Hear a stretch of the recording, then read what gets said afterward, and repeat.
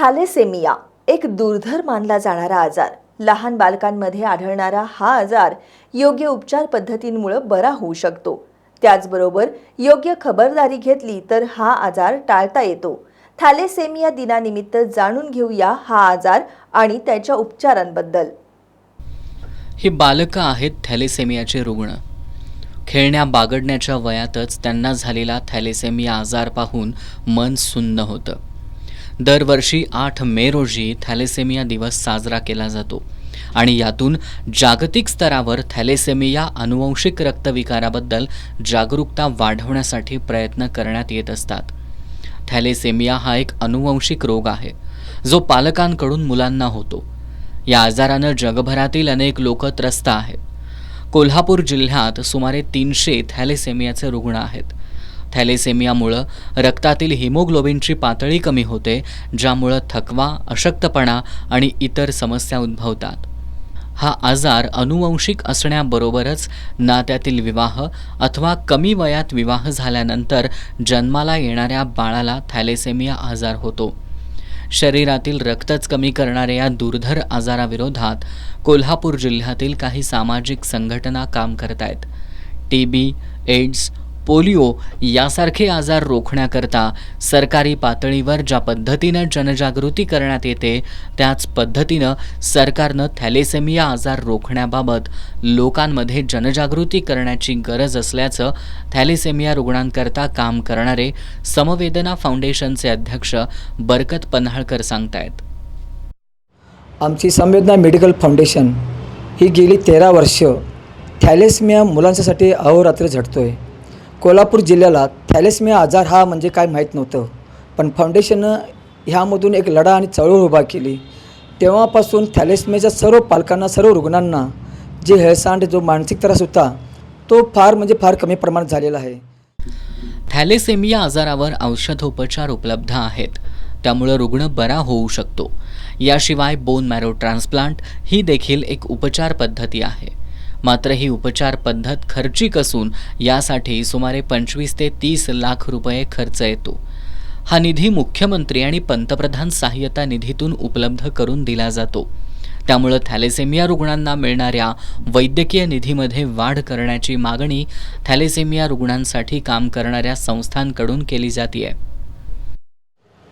खरं तर bone marrow ट्रान्सप्लांटसाठी जर फंडिंग म्हणायचं झालं तर CM फंडमधून 2.5 लाख रुपये, PM फंडमधून 2.5 लाख रुपये इतपतच निधी मिळतो.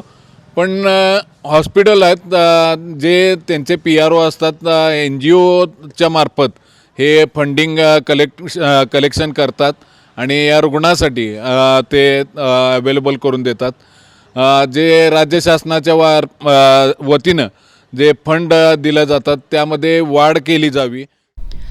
दरम्यान या आजाराबाबत बोलताना रक्तविकार तज्ज्ञ डॉक्टर वरुण बाफना यांनी थॅलेसेमियावर औषधोपचार असून त्यातून थॅलेसेमिया रुग्ण बरा होऊ शकतो असं सांगितलंय.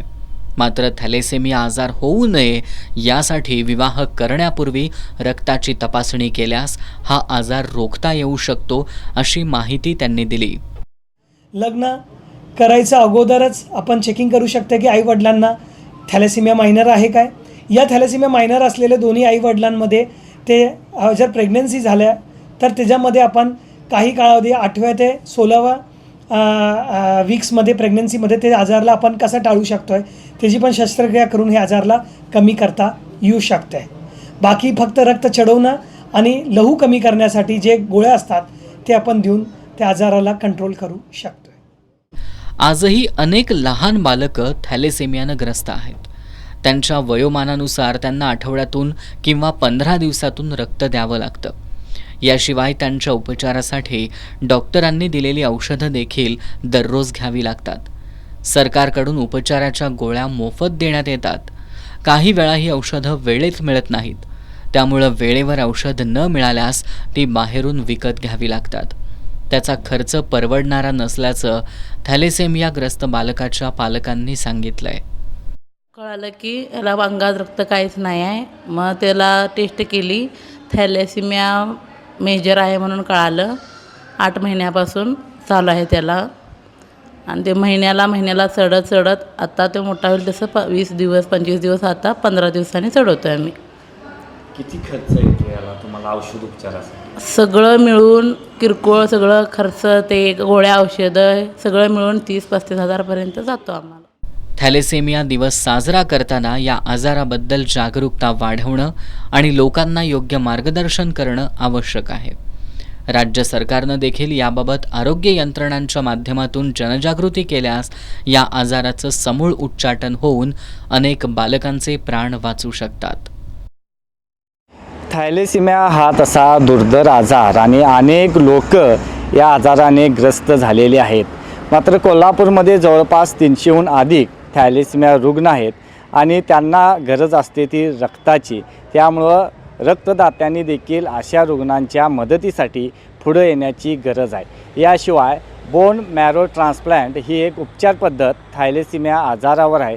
मात्र ही उपचार पद्धत अधिक खर्चिक असल्याने शासनाने देखील अशा रुग्णांना आर्थिक मदत करण्याचं गरज व्यक्त होते. एस न्यूजसाठी कॅमेरामन अभिजित पाटीलसह इक्बाल रेटरेकर.